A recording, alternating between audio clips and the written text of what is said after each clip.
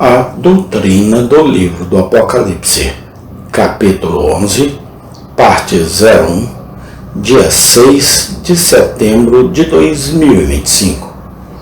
A Bíblia Sagrada, suas profecias cumpridas. Se a Bíblia é uma invenção humana, não deveria exigir muita perspicácia para descobrir e demonstrar sua impostura. As Escrituras afirmam ser de inspiração divina, mas se essa afirmação é vazia e infundada, então não deve ser difícil provar que é assim.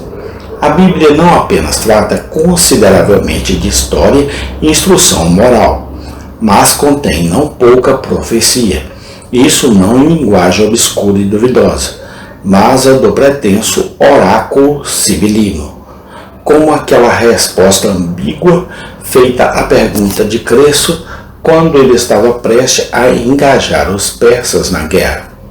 Croesus, tendo passado o rio Ílis, derrubara um grande império, o que seria verificado se seu próprio reino ou a dos persas foi subvertida.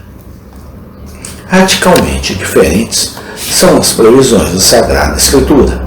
Eles são claros e definidos. Entram em detalhes específicos e minuciosos e, em muitos casos, são muito claros para serem mal compreendidos.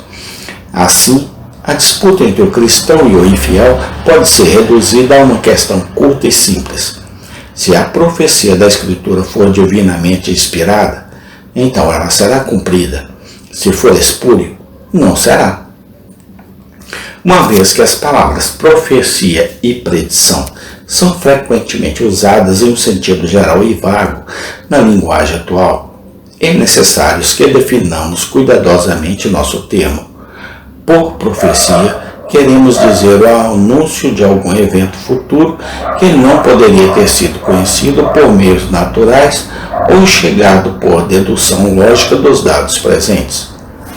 Tais são dezenas de previsões registradas na Bíblia há centenas de anos e que foram verificadas com precisão pela história. Eles são totalmente diferentes das previsões meteorológicas, que são mais frequentemente erradas do que certas, e apenas anunciam as condições climáticas com alguns dias de antecedência. Para ter qualquer semelhança com as profecias das Escrituras, eles teriam que prognosticar a temperatura específica, a direção do vento, a precipitação precisa sobre uma certa cidade ou país em um determinado dia, daqui a 500 anos. O leitor perceberá prontamente que todos os cientistas e astrônomos do mundo não possuem uma previsão como essa. No entanto, a Bíblia está repleta de previsões muito mais maravilhosas. Não é necessário nenhum espírito profético para declarar que, se a vida permitir um certo bebê do sexo masculino, se tornará uma criança e depois um homem. Mas seria anunciar desde o berço se será um tolo ou um sábio, um fracasso ou um sucesso, e ainda mais para prever o período exato de sua vida e onde e como ele morrerá. Um político bem informado pode prever em quanto tempo haverá uma eleição geral e qual partido vencerá a mesma. Mas ele é completamente incapaz de prever a condição política, social, econômica e religiosa de seu país daqui a 100 anos. E, da mesma forma, estaria completamente além de seus poderes dar o nome e descrever o caráter de seu governante naquele dia. Um estadista experiente pode, de fato, discernir o rápido colapso de seu estado e, pelo temperamento de seus súditos, deduzir que é provável que ele desmorone sob uma terrível revolução. Mas ele não podia prever e descrever as sucessivas mudanças de impérios com séculos de antecedência. Mudanças que dependem de inúmeros incidentes desconhecidos. No entanto, a Bíblia faz exatamente isso.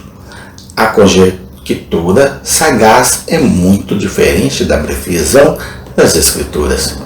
A profecia é, como se definiu bem, os olhos do Deus onisciente lendo o futuro predestinado e revelando o segredo a seus servos, os profetas.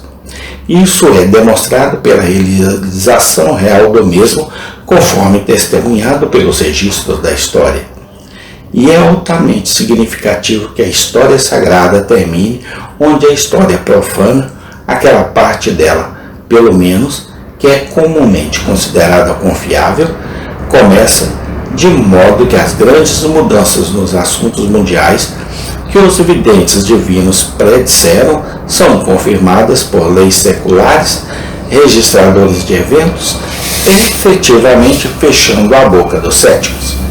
Assim, as notáveis predições de Daniel sobre a ascensão, a carreira e o caráter das grandes potências gentias que ocuparam o palco durante os últimos 6 séculos antes do advento de Cristo podem ser totalmente verificadas nas crônicas de historiadores pagãos, que, totalmente desconhecedores com o Antigo Testamento, que então existia apenas na língua hebraica, desconheciam completamente que estavam narrando o cumprimento do mesmo. O livro de Daniel contém visões proféticas que descrevem um evento importante após outro que veio antes da observância de todo o mundo. Eventos tão improváveis, tão surpreendentes e de tão longo alcance, que nenhuma sabedoria poderia ter previsto mesmo, muito menos tudo com tanta antecedência. Foi ali revelado que 4 reinos mundiais sucessivos deveriam surgir a serem seguidos por um reino espiritual e eterno, estabelecido pelo próprio Deus. Esses 4 impérios são vistos sob a figura de animais selvagens, para denotar sua força, ferocidade e agilidade.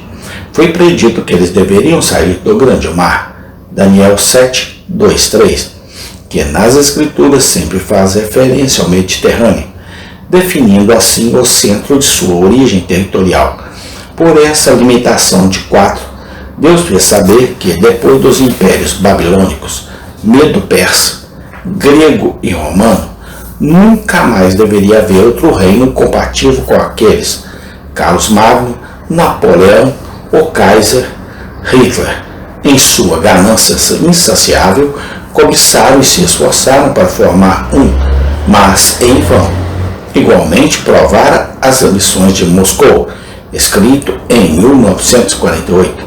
É um fato incontestável que nenhum infiel jamais se atreviu a cumprir o grande corpo da profecia bíblica, nem tentou seriamente uma resposta a muitos livros escritos sobre ela, chamando a atenção para a sua realização. Amém. Tem continuação. Obrigado a Deus, porque o Senhor é o Deus do Gênesis ao Apocalipse. Glórias a Deus, Senhor. Te agradecemos por tudo, no nome do Senhor Jesus Cristo. Amém e amém.